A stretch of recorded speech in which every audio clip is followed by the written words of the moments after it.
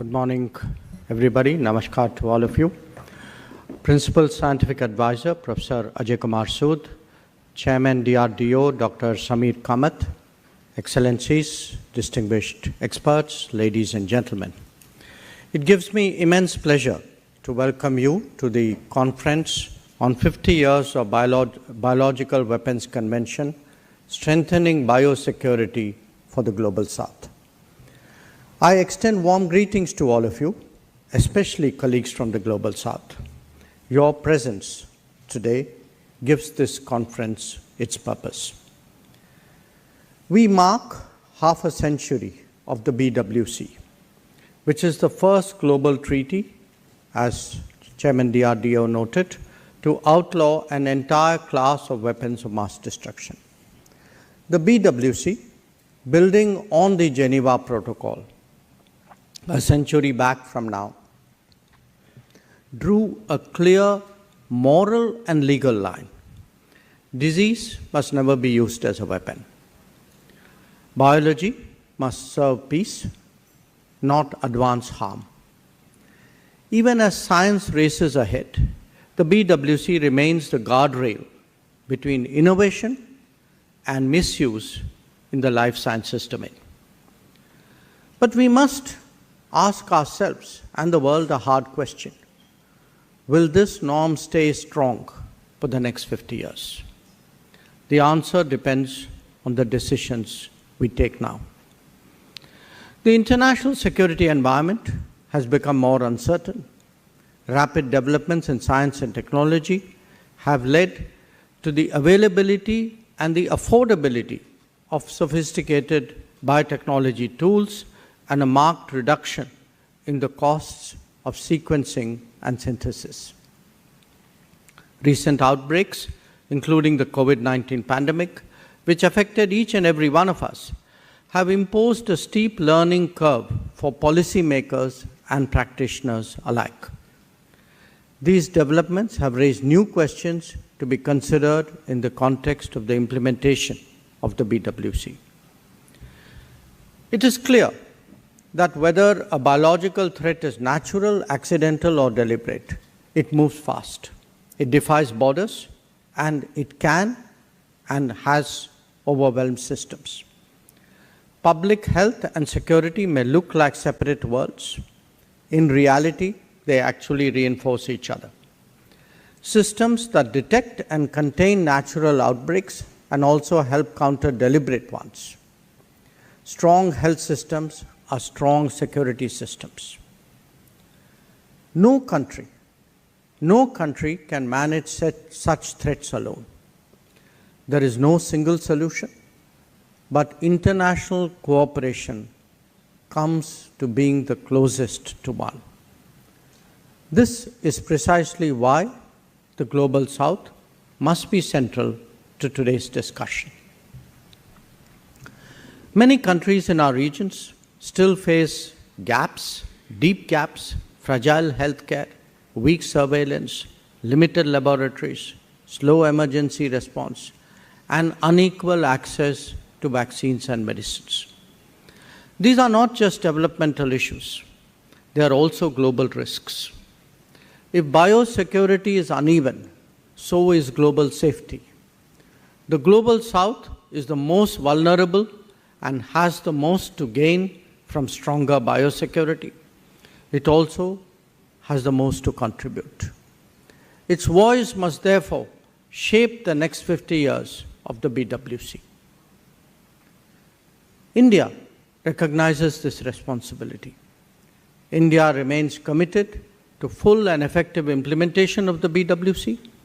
Over the last 2 decades, we have built strong capacities across public health, pharmaceuticals, vaccines, and biosciences. India is known for a reason as the pharmacy of the world. I urge you today to consider a few facts. 1, India makes 60% of the world's vaccines. 2, India supplies over 20% of global generic medicines, with 60% of Africa's generics coming from India.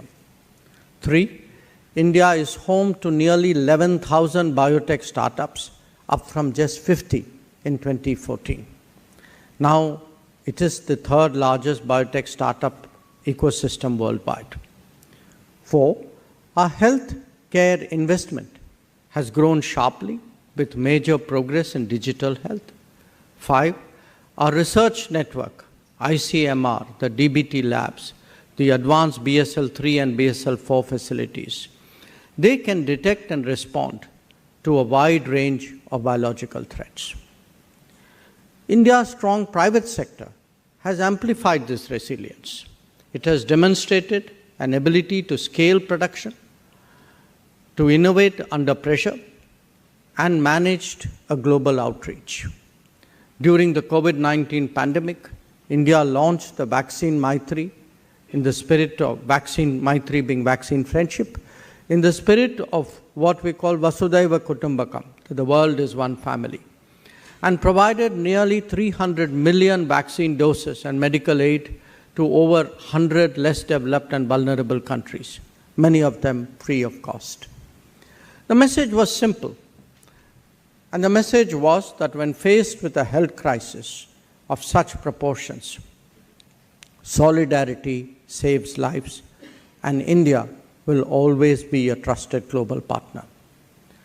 At the same time, as a responsible member of the international community, India is committed to ensuring the non-proliferation of sensitive and dual-use goods and technologies, and we have a well-established record in that regard.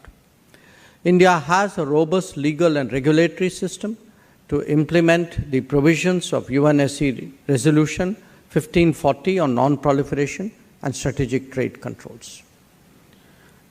Consistent with our offer to share knowledge and technical expertise on relevant areas, and as a contribution to international non-proliferation architecture, India has been organizing an annual disarmament and international security affairs fellowship program since 2019.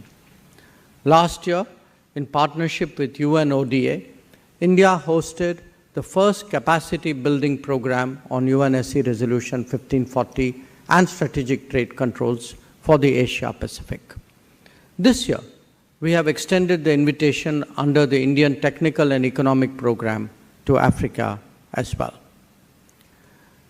Now, not only is India a party to the multilateral treaties of the BWC and the CWC, but also an active member of 3 multilateral key export control regimes: the Wassenaar Arrangement, the Missile Technology Control Regime, and the Australia Group. As you all know, the Australia Group is the most pertinent to this conference since it relates to controls on dual-use chemicals, biological materials, and related items. In fact, this year marks the 40th anniversary of the Australia Group, and we are happy to have the AG chair with us. So, as we look ahead, we must assess the developments underway, which are outpacing the existing governance and normative frameworks. Scientific tools are evolving faster than global rules. Synthetic biology, genome editing, and AI-driven design make biological manipulation easier than ever. We have long highlighted concerns relating to the advancements in science and technology that have implications for international security and disarmament through annual resolutions in the UN General Assembly First Committee. Another resolution by India, adopted by consensus, is measures to prevent terrorists from acquiring WMD. Misuse by non-state actors is no longer, colleagues, a distant possibility. Bioterrorism is a serious concern, and the international community has to be adequately prepared. Yet, the BWC still lacks basic institutional structure, as we were just reminded. It has no compliance system, it has no permanent technical body, and no mechanism to track new scientific developments. These gaps must be bridged in order to strengthen confidence. India has consistently called for stronger compliance measures within BWC, including verification designed for today's world. India supports international cooperation and assistance enabling exchange of materials and equipment for peaceful use. We have further called for systematic review of scientific and technological developments so that governance does indeed keep pace with innovation. We have proposed a national implementation framework that, inter alia, covers identification of high-risk agents, oversight of dual-use research, domestic reporting, incident management, and continuous training. India has voiced that assistance during biological incidents must be fast, it must be practical, and it must be purely humanitarian.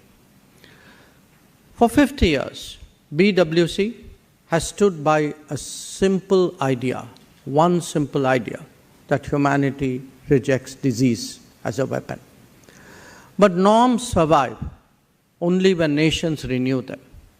The next 50 years will demand concerted action.